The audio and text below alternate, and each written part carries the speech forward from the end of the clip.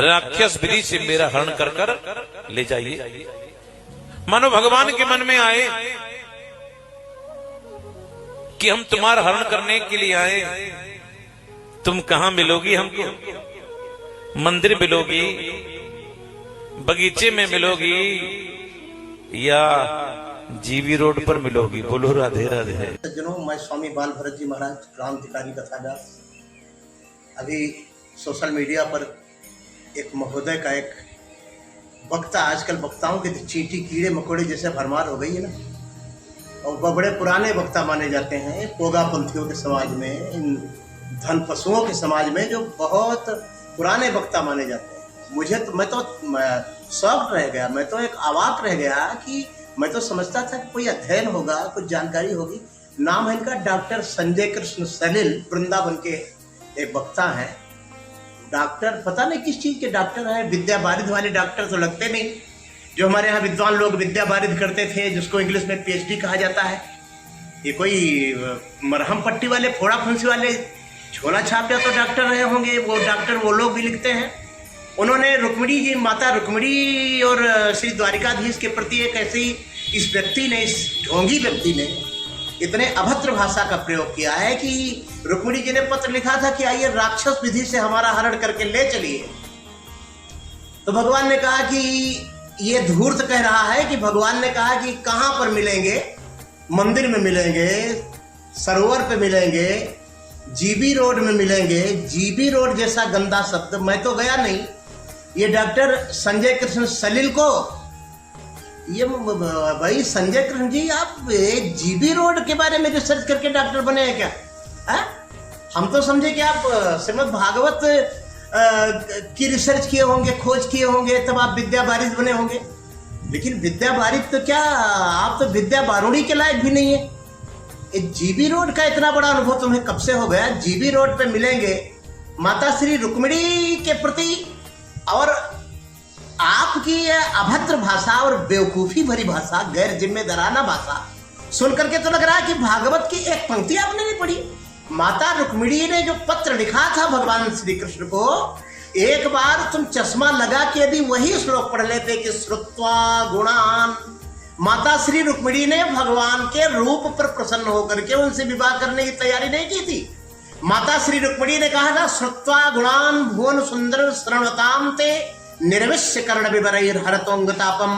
हे द्वारिकाधीश, बाबा महात्मा श्री गुरुदेव नारद जी महाराज के मुखारविंद से मैंने आपके गुणानुवाद सुने। वो गुणानुवाद किसी साधारण इस नश्वर मनुष्य का गुणानुवाद नहीं था। वो गुणानुवाद ऐसा था कि जो कान में पड़ते ही हरतोंगतापम, जीवन के अंग प्रत्यंग के, मन वाणी के ताप का हरण करने वाला भगवान का जो चरित्र था, भगवान की कथा सुनकर के रुक्मिणी जी ने वर्णन किया था, जिसको तुम्हारे जैसे महामूर्ख लोग, मुझे कहते हुए बड़ी पीड़ा हो रही है। आप उम्रदार हैं और बुढ़ापे में जब आदमी की बुद्धि बहकती है ना, बुढ़ापे में जब व्यक्ति फिसलता है तो 7 जन्म तक उसकी बुद्धि शुद्ध नहीं होती। मुझे कष्ट हो रहा है आपको ऐसा बोलते हैं। आप उस पे जीबी रोड पे मिलने की बात कर रहे हैं और कह रहे हैं राक्षस विधि से हमारा हरण करिए। पहली बात तो मैं कहना चाहूंगा, रुक्मिणी का भगवान ने हरण ही नहीं किया था। हरण का मतलब क्या होता है? एक की अनिच्छा हो, एक की इच्छा हो, किसी को जबरदस्ती घसीट करके, जैसे रावण ने भगवती सीता की इच्छा के विपरीत हरण किया था। लेकिन माता रुक्मिणी ने तो पत्र लिखा था भगवान को। ये कौन सा हरण है और ये कौन सा राक्षस विधान का विवाह है? राक्षस विधान का विवाह आप जानते हैं? चश्मा लगाइए और तुलसी बाबा के रामायण, भागवत तो पढ़ नहीं सकते हैं?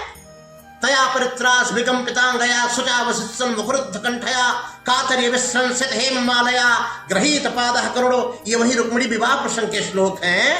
वो तो शायद आप पढ़ नहीं सकते, और ना आपके पोंगापंथी जो श्रोता बैठे खींच निको रहे। हमको तो बड़ा तरस आ रहा है, आंधर गुरु बहिर चेला होए नरक में ठेलम ठेला।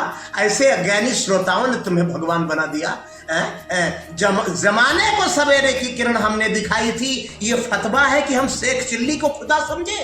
तुम्हारे जैसे लोग भगवान बने जा रहे हैं। तो यदि आपने पढ़ा होता भागवत, तो कहीं ऐसी आशा तो नहीं कि आप भागवत के श्लोक पढ़ सकते हैं। चश्मा लगाकर गोस्वामी जी महाराज की चौपाई पढ़ लीजिए। देव जक्ष गंध असुर राक्षस विधि से हरण कैसे होता है? देव जक्ष गंधर्व नर किन्नर नाग कुमार जीत बरी निज बाहुबल बहु सुंदर बरनार। ये कि एक तो ये रूप है राक्षस विधि से विवाह करने का। और राक्षसों में एक परंपरा और थी, ससुर कन्या को लेकर के कन्या के पिता स्वयं दे आता था।